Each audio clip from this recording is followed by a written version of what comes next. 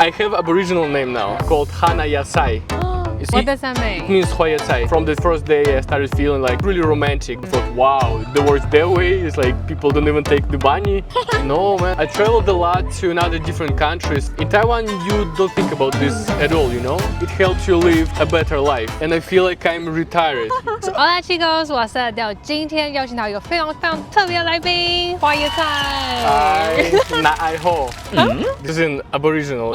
In Amezu. Na ai ho. Ma ai ho? I'm not sure if I'm doing this right, but like 不好意思。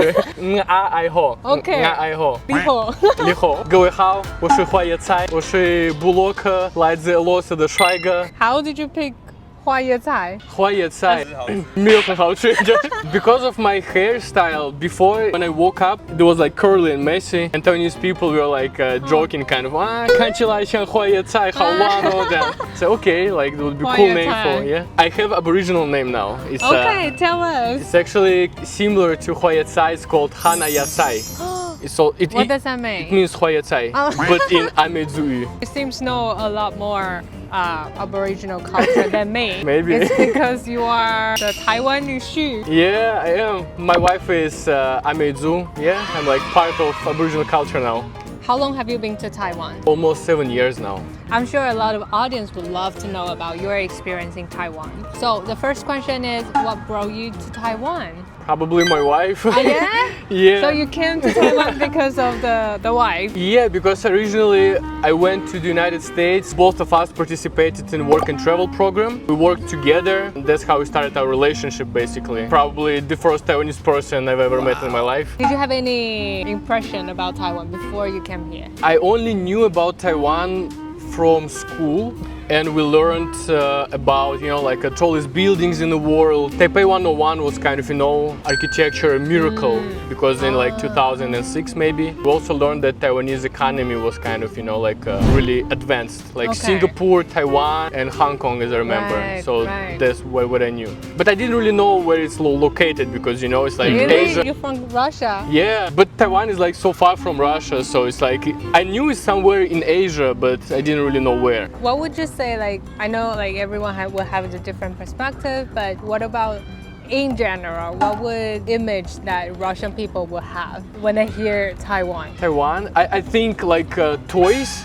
Toys? Yeah, I think when I was a kid, I had a lot of toys that are made in Taiwan. Really? You can pull out some images, you know, I think it's some traditional Taiwanese toy. You have like two pets and you have a ball. It's like a pink and green. There is some sort of game, I can show you pictures. Okay. And it was made in Taiwan and I had exactly the same toy when I was a kid. From your experience, was it easy to connect with Taiwanese people? It's easier when I started learning Chinese. I think it's not really easy to connect with people without knowing local language. I just came to Taiwan, I had a lot of struggle. I go to the restaurant, any local restaurant, and all the menu full of Chinese characters. And you translate something and it tells you like jam with pearl and like shoes, so like, what is this? But when I started learning Chinese, I felt like started having more connection with people because also you understand culture more through language, right? In Russia or in English, you just say like, hey, how's it going? Like in Taiwan, you just say nichibaloma. Even in like Amezu, it's called like mafzur de gamo nichibaloma. Everything is around food. I decided not to use English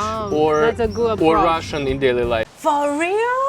Hundreds of students have already joined us in this course, led by teachers that have traveled all over the world and speak more than 4 languages. 你可以继续当不敢说英文的人，或者是很有自信说英文的人。学好英文真的需要那么痛苦？Omnia 突破 4M 心链助通，帮助你从心态应用到真正建立能够用的英文能力，从根本转换学习心态与习惯，再教你英文日常关键句型、文化语境，独家导入挑战式单元实作。最后帮你解构常用表达和跨文化互动思维，帮你一次解决和外国人聊不下去的窘境。这不是普通的英文课，而是真的让你用得上、敢说、说得出来的英文改变之旅。现在点击描述栏留言，还免费限时送你一份精准提升英文口说的秘籍，太棒了吧！ some foreigners do, not really willing to put themselves into this, you know, like a harsh environment. Right, it is harsh. But when you go through this, you really understand how Taiwanese people live, what they Yeah. do, like what they talk about. Right. Because usually foreigners just live in their like a small little bubble. circle of like other foreigners, right? Exactly. They just communicate with their foreigner friends. That's all. So I tried to avoid going their way, and I think it helped. Do you have any like funny story that you were learning Chinese and then you make some mistakes and then you become like really funny? There are always a lot of misunderstandings. I think the most common issue for me was with numbers and with old people pronunciation. You go to Chinese classes, they teach you some proper, like you go to some night market, buy something, you ask like, 不好意思，这个多少钱? And they tell you, what? 14, 40, what is this? 随便 just take my money, I don't wanna. How good is your Chinese? It's good now, but I feel like sometimes when I don't use it often, it gets rusty, you know? In English, even when I'm tired, and no matter what kind of accent I have, no matter how I pronounce things, you still will understand. Chinese, I feel it's really articulated language. You need to put a lot of Effort? energy in it, you know? Because there are tones, yeah. Especially for me, for foreigner, like if I say it not correctly, you won't understand me, right? Right. So I need to use my breathing, you know, like to say it correctly. If you speak Chinese, you can notice you use a lot of breathing, you know? A lot of diaphragm, you know? I never noticed. That's also why, actually, this is part why Taiwanese people are really good at singing, Yeah? you know? Yeah, because when you use Chinese, you know how to use your throat, because there are a lot of muscles, right? Use throat, use diaphragm, your lungs. That's also why you can sing better than like other foreigners. Is that why the Aboriginal people sing very well? Probably also, yeah. Stereotype? Yeah. What was your first impression? Oh, actually, I didn't really.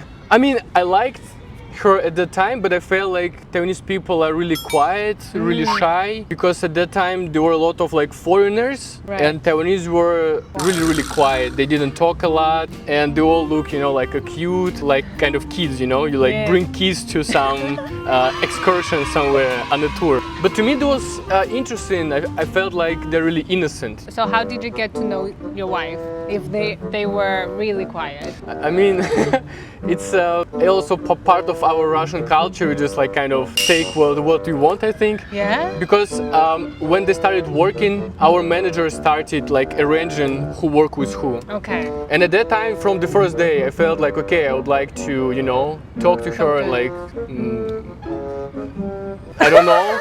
We started working together, and then I started asking a lot of questions like about Taiwan. She asked me a lot of questions about Russia. From the first day, I started feeling like Taiwan is really, kind of place is really that? Yeah. interesting place. It felt like really romantic because the way she explained it to me. Right.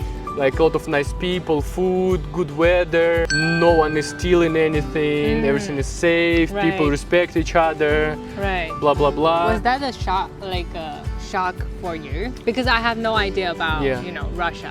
So is it like being honest, Yeah. being nice to people is something that unusual? I think so. Like in most countries, you go somewhere, you should be ready for some dangerous situations. You need to be aware of your surroundings. Right. Taiwan is different. I felt like the biggest cultural shock when I came to Taiwan.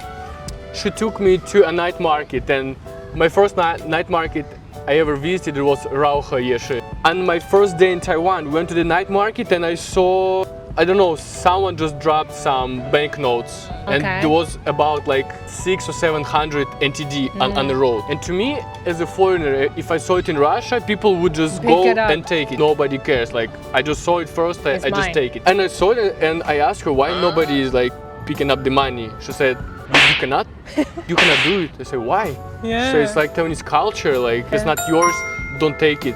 I thought, wow, the words their way, it's like people don't even take the money. Wow, it's like weird. It's like mind-blowing, right? Yeah, it's like really mind-blowing. Because in other countries, people like steal money, you know? It's not like you just drop it. People just go like not even still, like it's like rob you. yeah, people just rob you. Taiwan is just opposite. You like say, okay, rob me, and nobody will do it. Yeah, it's like different.